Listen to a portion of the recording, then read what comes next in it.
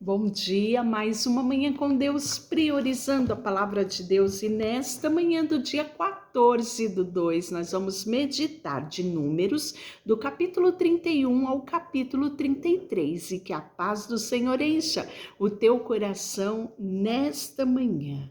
No capítulo 31, nós vamos ver a vitória sobre os midianitas. Isso mesmo, nós começamos já a ver algumas vitórias e terras que já vão sendo conquistada pelo povo de Israel. Disse o Senhor a Moisés: vinga os filhos de Israel dos midianitas, depois de terem recolhido o teu povo.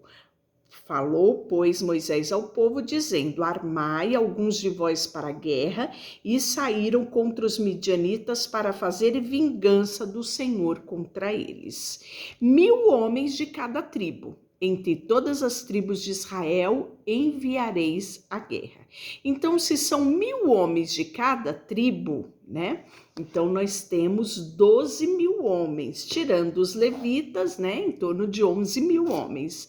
Assim, dos milhares de Israel foram dados 1000 de cada tribo, 12.000 ao todo. Por quê? Lembrando que os filhos de José eram 2, né? Manassés e Efraim. E então, tirando a tribo de Levi, nós temos aí 12.000 homens. Mandou Moisés à guerra, de cada tribo 1000, e estes a Finéias, filho do sacerdote Eliezer, o qual levava consigo os utensílios sagrados, a saber, a trombeta para o toque de rebate.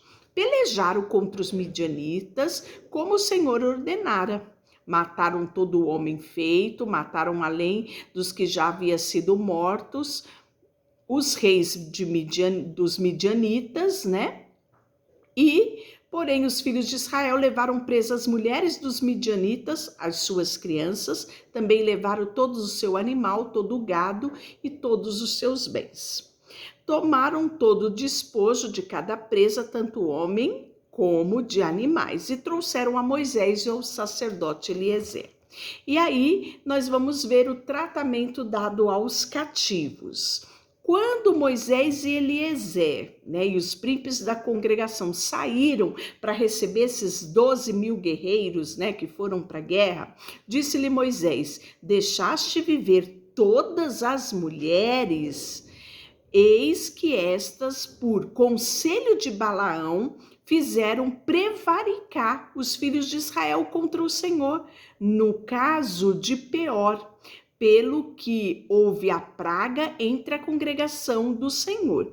Não sei se você está lembrado desse episódio, falamos dele aqui no devocional, da praga que veio, não é? Está lá registrado em Números 25, de 1 a 3, porque um israelita prevaricou, né, com uma mulher, né, e aí uma mulher midianita, e houve uma influência, né, de mulheres midianitas para que os israelitas adorassem os seus deuses. Eles faziam festas e o povo começou a se corromper. Foi a ocasião em que Deus mandou uma praga e precisou o sacerdote, né, sair e oferecer, né, foi lá, matou, na verdade, transpassou com uma lança tanto o homem quanto a mulher, né? E aí nós vamos ver que a praga cessou.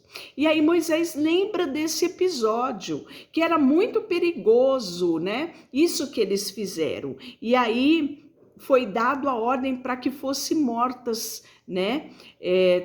Todas crianças do sexo masculinos e as mulheres que coabitaram com algum homem ou tenha se deitado com eles. Deixaram, porém, as meninas e as jovens que não coabitaram com nenhum homem ou tenha se deitado com eles, deixando viver, né? Isso Deus fazia porque já tinha tido experiências anteriores do povo se prostituir com outros deuses, né? Do povo seguir o costume de outros deuses e se esquecerem do Deus Todo-Poderoso, né? Por mais que Deus trazia a eles sempre, relembrava a eles as ordenanças, eles esqueciam quando estavam misturados com outros povos. E aí nós vamos ver que após esse período de guerra, todos esses acertos, era necessário que todos os soldados passassem pelo processo de purificação. Não é por quê? Porque eles tinham tido contato com a morte, com o morto, né? Então, acampai-vos 7 dias fora do arraial. Qualquer de vós que tiver matado alguma pessoa ou tocado em algum morto. Ao 3º dia e ao 7º dia vos purificarei, tanto vós como os vossos cativos, né? Então aí foi passado um processo de purificação antes de adentrar o arraial, né? Então a gente vê que todo o cuidado que Deus tinha, né, para que não trouxessem doença, não trouxessem impurezas, né? Então, também purificarei toda veste, toda obra de pele, toda obra de pelo de cabra e todos os artigos de madeira.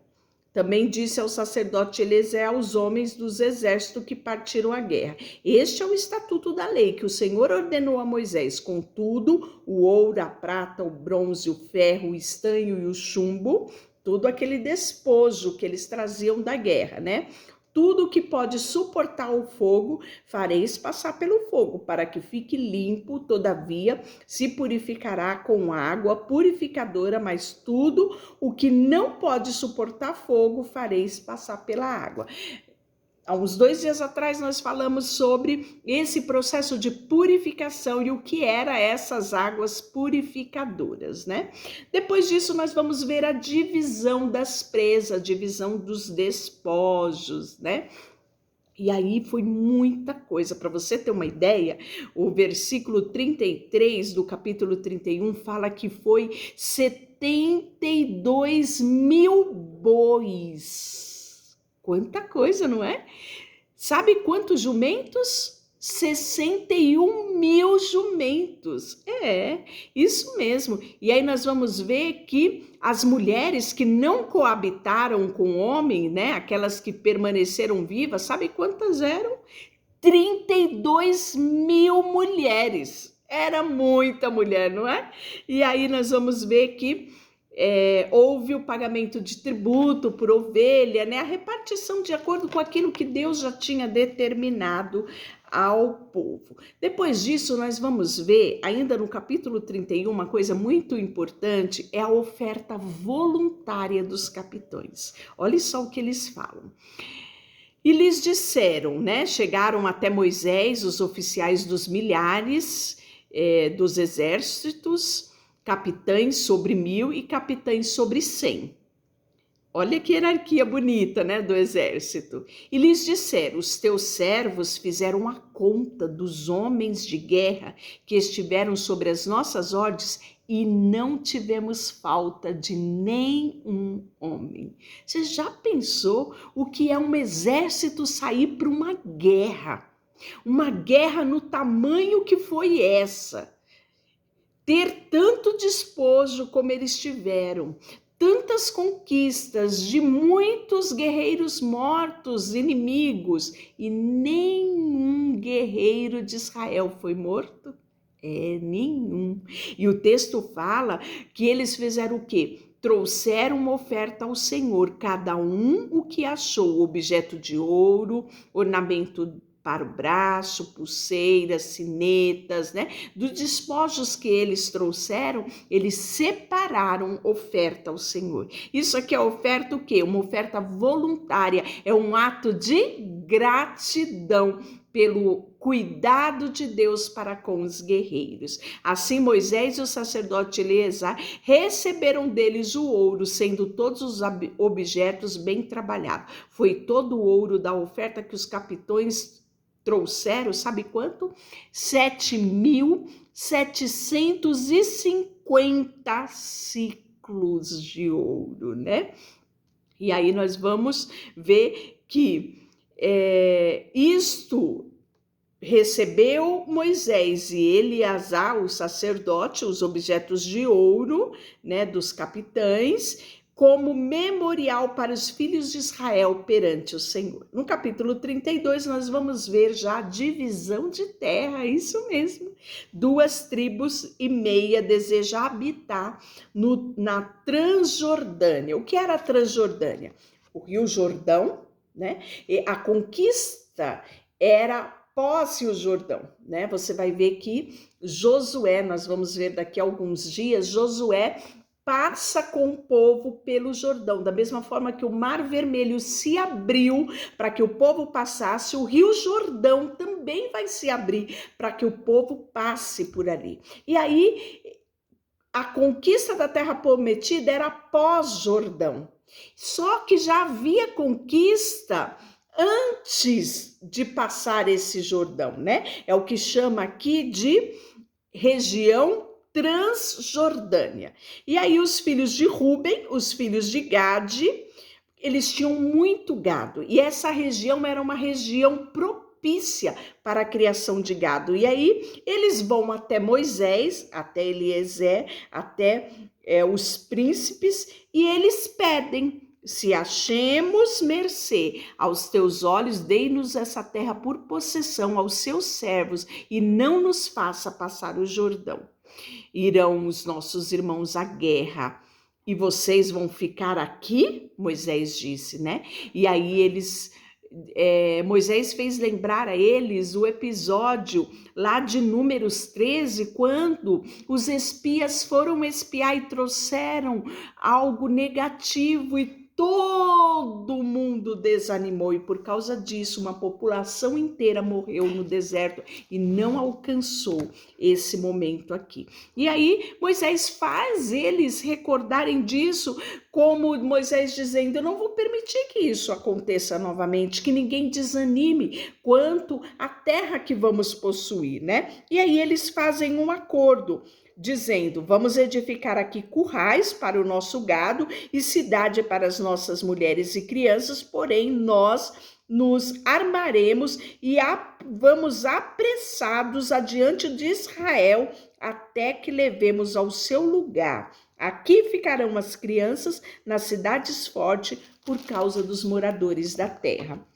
Não voltaremos para nossa casa até que os filhos de Israel estejam na posse, cada um da sua herança, porque não herdaremos com ele do outro lado do Jordão, nem mais adiante, porquanto já temos a nossa herança deste lado do Jordão. Né? E aí então Moisés disse: se a isto fizerdes assim e vos armares para a guerra perante o Senhor, cada um de vós armado passar o Jordão perante o Senhor, até que haja lançado fora os inimigos de diante deles. E aí Moisés aceita a proposta, né? Eles edificam as suas famílias ali, antes do Jordão, com a promessa de que eles passariam o Jordão e estariam na guerra, prontos para ajudar os seus irmãos na conquista da terra, né? E aí nós vamos ver que o Senhor, né, aprovou isso, e eles fizeram dessa forma, honraram com a palavra. Deu Moisés aos filhos de Gade, aos filhos de Ruben e a meia tribo de Manassés, filho de José, o reino de Seom, rei dos amorreus, o reino de Og, né, a terra com a cidade dos seus distritos, a cidade em toda a extensão do país, e os filhos de Gade edificaram, né? E aí vai mostrar quais foram as cidades edificadas antes do Jordão. E aí nós vamos ver capítulo 33, a trajetória do povo. Vai contar e falar todos os acampamentos que eles percorreram na trajetória do deserto. Deixa eu orar por você, Senhor, nesta manhã colocamos diante de Ti o nosso coração, a nossa vida, tudo que temos, tudo que somos, em nome de Jesus. Amém. Deus te abençoe.